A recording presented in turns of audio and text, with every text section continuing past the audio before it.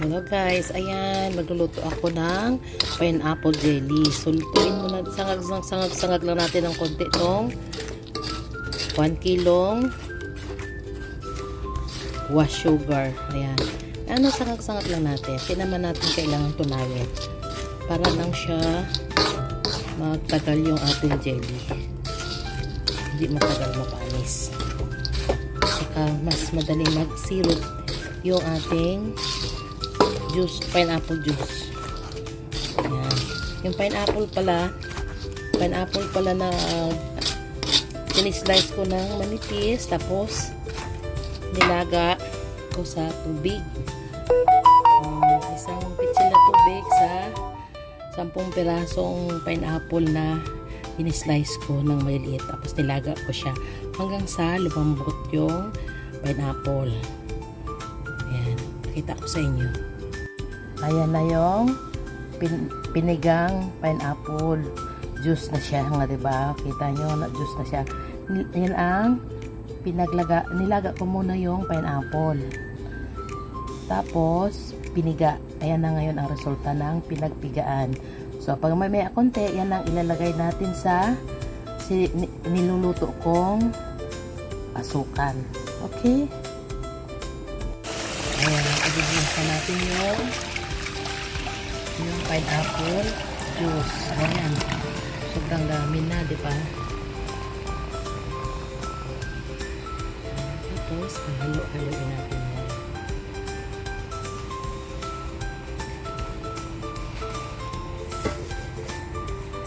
Halo-haloin na natin.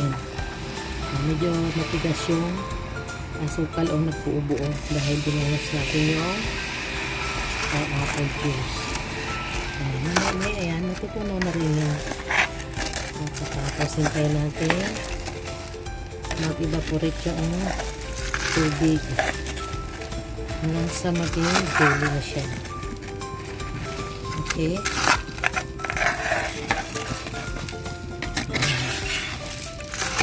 Haluin na natin hanggang sa matunaw yung sugar.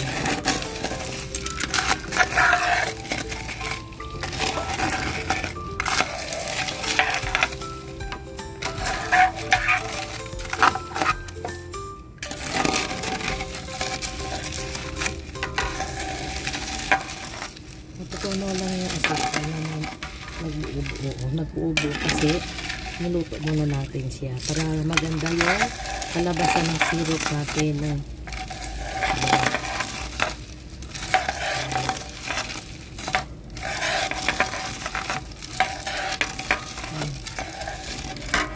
Bayaan na natin siyang kumulo. Tapos maya lang natin puntahan, i-check at halo-haluin. Okay? Medyo may katagalan ang paggawa ng pineapple jelly. Sa mahinang apoy lang natin siya lutuin.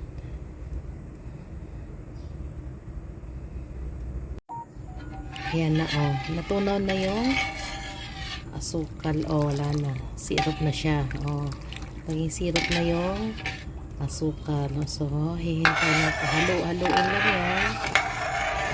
I-check na lang natin hanggang sa lumapot siya until na maging jelly siya. Okay? Ayan. Medyo nag-brown siya dahil sa asukal. Wala kasing available na asukal kaming white. Mas maganda sana kung white ang ginamit ko para hindi masyadong mag-brown yung pineapple jelly natin. Malayo pa yung bibilhan ng jelly, ng white sugar. Ayan, malayo. Ayan. Brown sugar na lang, wash sugar na lang yung ating, light brown sugar na lang yung ating ginamit. Okay? Total pang ano lang naman. Pang palaman sa tinapay lang. Pang merienda lang yan. Okay?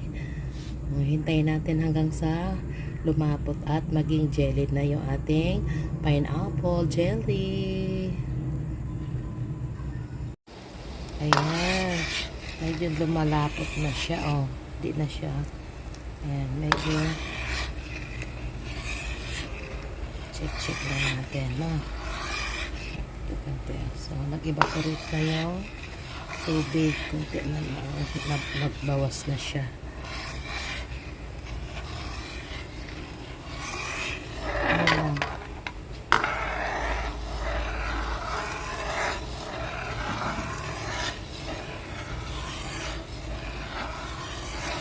Haluin lang natin hanggang na lumapot ang yung syrup medyo lumamot. Ayan. Ayan. Medyo pabunti na siya. Ayan, bumubula na siya. Malapit na siyang lumapot. Malapit na siyang maging jelly. Ayan.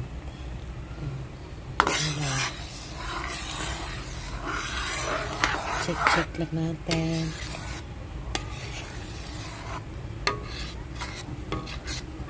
Check lang natin hanggang totally maging jelly siya.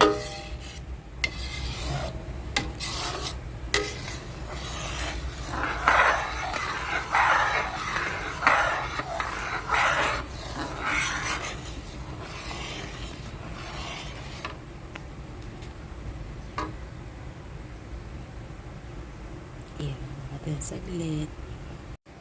Ayan. Bulang-bula na siya, Rapid na yan. Pag hindi na siya magdadrop ng tuloy-tuloy, ayan, stop na natin ang kalan. Kasi yun ay jelly na. Ayan, konting oras na lang yan. Magiging jelly na siya. Magdadrop pa siya ng tuloy-tuloy. Ayan. At hindi na siya tuloy-tuloy mag-drop. Pwede na tayong hinto ng pag-delete sa ating mga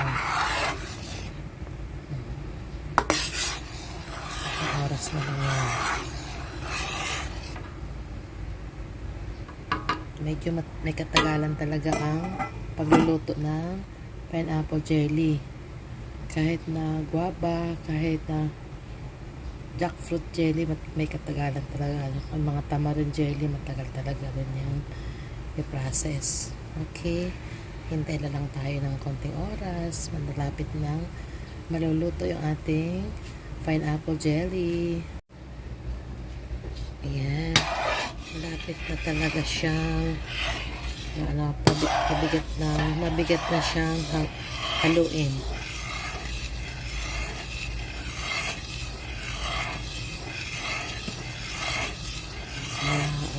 Ilang minuto na lang tapos na tayo.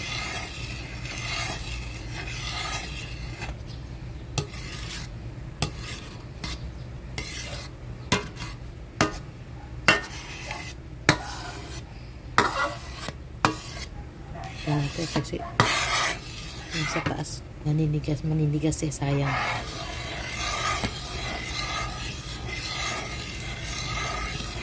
May tendency masunog, kaya kailangan tanggalin natin yung bula sa taas. Sukal yan ito kapag dumidikit sa kawali.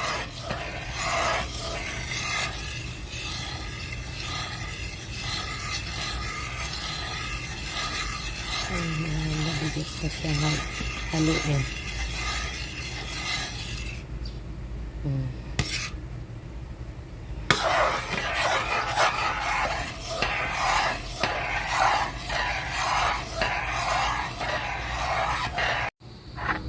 Ayan, pinatay ko na yung apoy at hihintayin na natin siyang lumamig dahil luto na siya.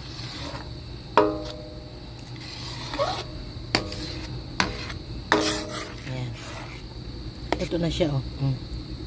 Medyo, di ba, malapot na siya na. Pag lumamig siya, yan, lalapot na talaga siya ng gusto.